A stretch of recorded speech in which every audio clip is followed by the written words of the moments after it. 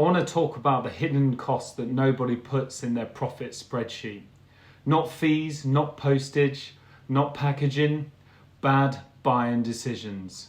Every item you bring home that doesn't sell or sells at a loss doesn't just cost you the purchase price, it costs you the time to photograph it, list it, store it, relist it, and eventually either donate it or shift it for less than you paid. At a small scale, bad buys are annoying. At scale, bad buys are dangerous. I know this because I've made the mistakes myself, and today I want to show you the 2 systems that protect me from those mistakes now. Quick bit of context if you're new. I started reselling in 2021. Took a couple of years before I treated it like a real business. Since then, I've sold over 4,000 items, turned over £28,000 last year across eBay and Vinted. I've got more than 1,000 listings right now, and I've made plenty of bad buying decisions along the way, which is exactly why I built the systems I'm about to show you. Before we start, Road to 100k covers every part of this in detail. Real experience, not theory. The first chapter is completely free. Links in the description. Let me start with something that doesn't get talked about enough in the reselling community: counterfeits. According to the OECD, global trade in counterfeit goods infringing UK intellectual property rights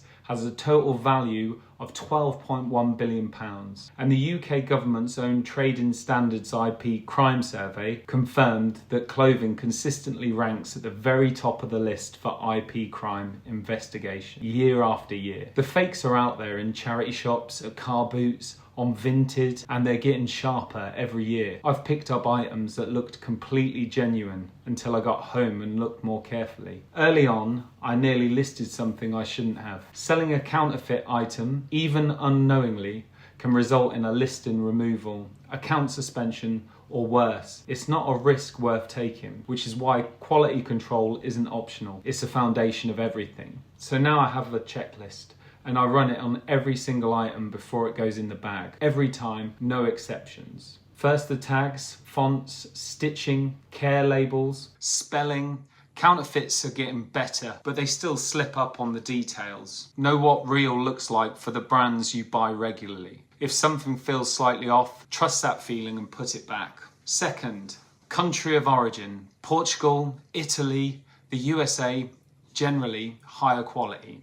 Not always a deal breaker elsewhere, but worth noting. Premium origin often means premium fabric, which means faster sales and stronger prices. Third, the fabric.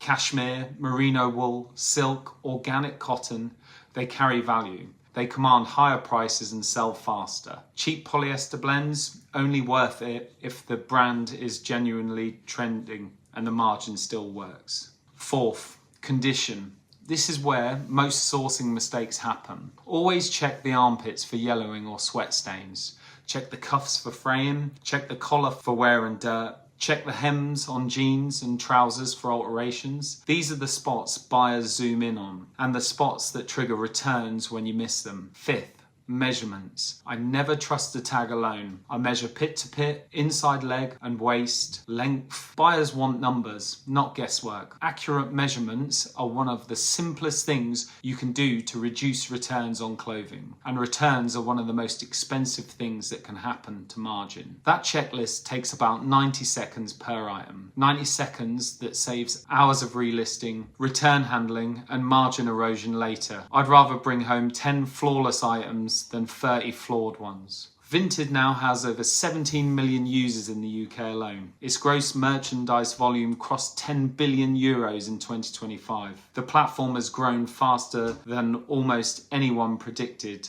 and the competition for good stock has grown with it. Most sellers browse Vinted the way they'd scroll social media, casually, hoping something good turns up. That used to work. In a platform with 17 million users, it doesn't anymore. The sniper mindset is different, and it starts with one rule. Always sort by newest first. Not relevance, not price, newest first. The best deals, the Patagonia fleece at £12, the Gant knitwear at £8, the All Saints jacket at £15 are gone within minutes of being listed. Newest first is how you see them before they disappear. The second rule, know your targets before you open the app. I'm not browsing for inspiration. I know the brands, sizes and fabric types that sell well in my store. When I open Vinted, I'm hunting, not discovering. The third rule, if the price is already fair, buy it. Don't lowball a seller on a £15 Patagonia fleece trying to get it for 12. Someone else will pay the 15 while you're composing the message. The fourth rule, check multiple times a day. Morning, lunch, evening. Consistency beats luck every single time. The sellers who find the best stock on Vinted aren't the luckiest, they're the most consistent. The Vinted sniper system,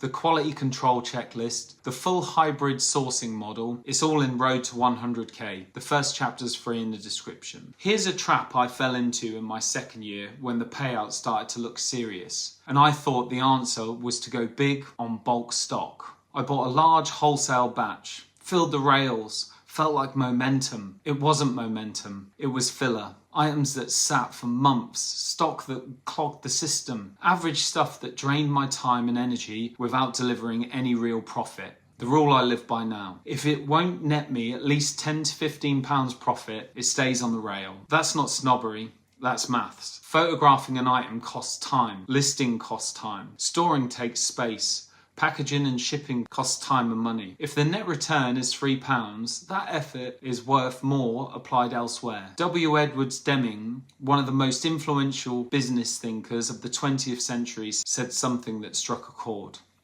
A bad system will be a good person every time. Buying filler stock is a bad system. It beats good intentions every time. You work harder, process more, earn less. The items that make the business work are never cheap filler. They're the quality items bought at the right price with a real margin behind them. Set the floor, stick to it, the business will thank you. So pull it all together. Quality control isn't about being picky. It's about protecting your time and your margins and keeping your account safe. Every flawed item you leave in the shop is a return you'll never have to process. The Vinted sniper system isn't complicated. Newest first, know your targets, move fast, consistency beats luck every single time. And scaling without overspending means setting a profit floor, £10 to £15 minimum, and treating it as non-negotiable. Anything below that stays on the rail. The complete picture. Sourcing, financial tracking, the habits that turn this into a real business. It's all in the Road to 100k. First chapter, completely free, link in the description. And if you haven't already watched the first video in this series, the one that walks through the weekly sourcing system and the hybrid model, that's the one to watch next. It's called Luck Fails, Systems Win. I'll put it on the screen now. See you in the next one. Over and out. Beardy bird.